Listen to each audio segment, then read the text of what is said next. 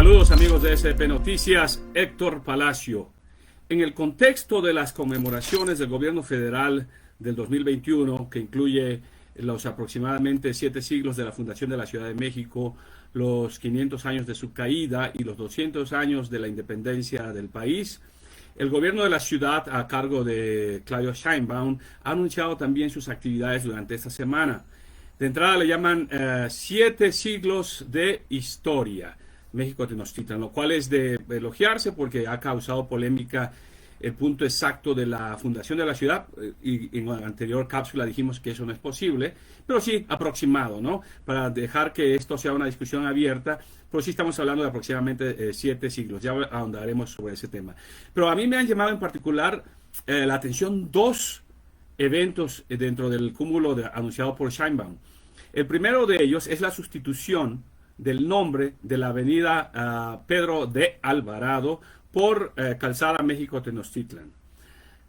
Segundo, el cambio del nombre de la Plaza del Árbol de la Noche Triste por Plaza de la Noche Victoriosa.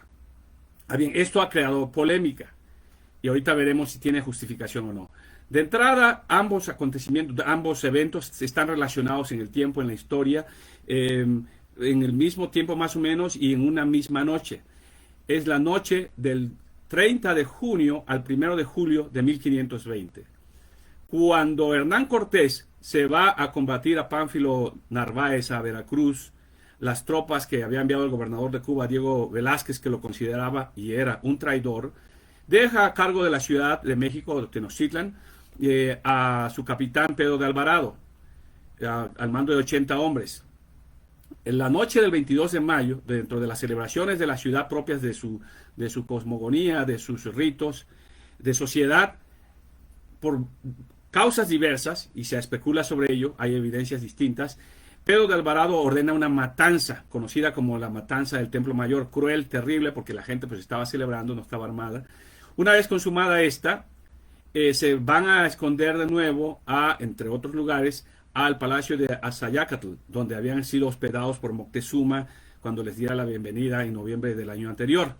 Entonces la gente reacciona, los sitia, y cuando Cortés regresa, después de haber derrotado a Narváez, ve esta situación y exige a Moctezuma que le hable a su pueblo para tranquilizarlo. El pueblo, en vez de tranquilizarse, apedrea, se dice, a Moctezuma, y aquí hay 2 versiones. Según los españoles, la gente de Moctezuma lo asesina a él. La gente de Moctezuma dirá con el tiempo que fue asesinado por los españoles. Otro punto de debate. Pero esa noche, al ver Cortés que están perdidos, decide, esa noche del 30 de junio al 1 de julio de 1520, decide la salida.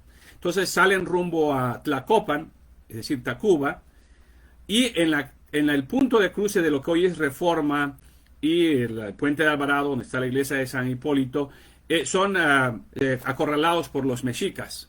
Entonces logran escapar, se dice que tirando el peso de sus joyas, del oro que habían robado, hurtado, etcétera, sus pertenencias, logran escapar entre Cortés y entre ellos pues el asesino Pedro de Alvarado, que también había participado, por cierto, en la masacre de Cholula, donde mataron a más de entre 5 y 6 mil cholultecas. Bueno, logra escapar, y en honor a ese escape, tiempo después se le llamaría a este tramo que va entre Reforma e Insurgentes, de esa calzada que llega hasta Tlacopan, Tacuba, se le llama Puente de Alvarado, porque es Pedro de Alvarado. Continúan los fugados, llegan hasta lo que serían los parajes de Popotla, y allí se cuenta Bernal Díaz del Castillo y otros que Cortés llora, se le ven las lágrimas por la derrota, por la escapada y por lo terrible que ha sido, según para ellos, conquistar o someter a este pueblo mexica. Y en honor a ese llanto, se le llamaría después a ese ahuehuete donde se supone que habría estado el Árbol de la Noche Triste. Después continuarían, y una semana después consumarían otra masacre, y tardarían un año en reponer sus fuerzas y aliarse con los adversarios de los aztecas, y para partir de nuevo hacia México Tenochtitlan, consumar la derrota, consumar la invasión, continuar la destrucción e iniciar la imposición de una nueva cultura.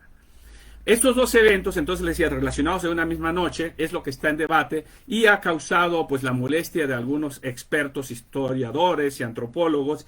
Me llamó la atención una nota del periódico Milenio que entrevista a varios de ellos en pro y en contra, pero quiero citar a dos. Uno es el doctor Leonardo López Luján, dice, uno de los máximos especialistas en la investigación y en la historia del Templo Mayor, el recinto sagrado de los mexicas, y citan aquí al doctor. Se trata de una típica expresión de la llamada historia de bronce, de la historia oficial, una historia que no tiene que ver con la ciencia, sino con la política del momento. Es decir, se está refiriendo a estos cambios propuestos o no propuestos que se llevarán a cabo por el gobierno de la ciudad.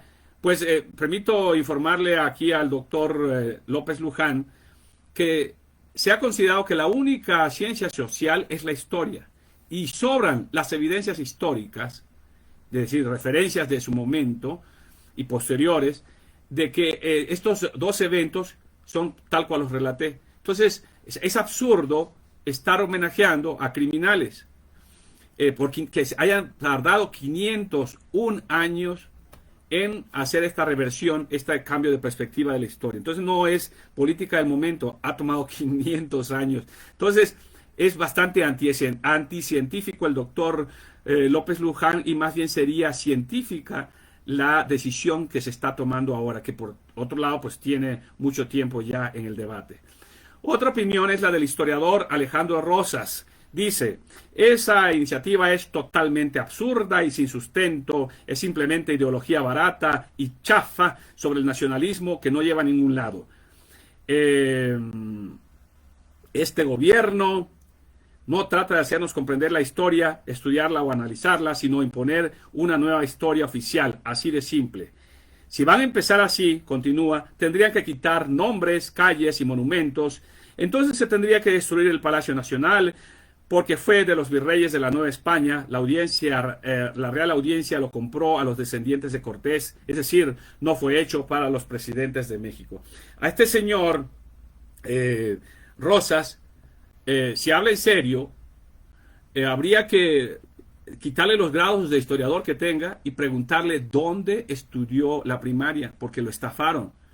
Porque al plantear como historiador, como un profesional, la destrucción del Palacio Nacional para ver los vestigios debajo, que existen, por supuesto, es la locura, es el no sentido de la razón, porque se hacen cambios allá donde se pueda, como en este caso, cambiar el nombre de la calzada México-Tenochtitlan, que por cierto tendría que ser más radical, no llamarse México-Tenochtitlan, sino, propongo yo, Tenochtitlan-Tlacopan, que popularmente podría llamarse la calzada Tenochtlacopan. ¿Por qué? Porque es una ruta que va desde el Templo Mayor directo hasta Tlacopan, Tacuba.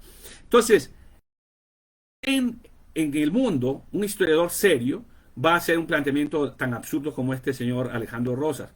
Y si lo dijera él en broma, pues también hay que degradarlo, porque estamos hablando de asuntos serios que llevan muchos decenios de debate y discusión, porque todos cuando estudiamos alguna vez nos preguntábamos cómo es posible que la única importante victoria de los nativos se vea como una noche triste. Es absurdo, en ningún país cabe esto. Y sí cabe cambio de perspectiva. Los hechos continúan así. La cuestión es cómo se interpretan, cómo se ven. Y como dice Claudia Sheinbaum, yo estoy de acuerdo, está abierto a la discusión, al debate, este cambio le llaman ellos de nomenclatura. Por mi parte, cuentan con mi aplauso definitivamente. Y por otro lado, para terminar, como tabasqueño que soy, y el propio presidente López Obrador como tabasqueño que es, quisiera que tuviera una conversación con el gobernador de Tabasco, Adán Augusto López Hernández, para someter a discusión también el nombre del río Grijalva, en honor a Juan de Grijalva, que en 1517 y 18, sobre todo, entró con unos bergantines al río, y ese es el único mérito. Por eso se le llama Juan de Grijalva.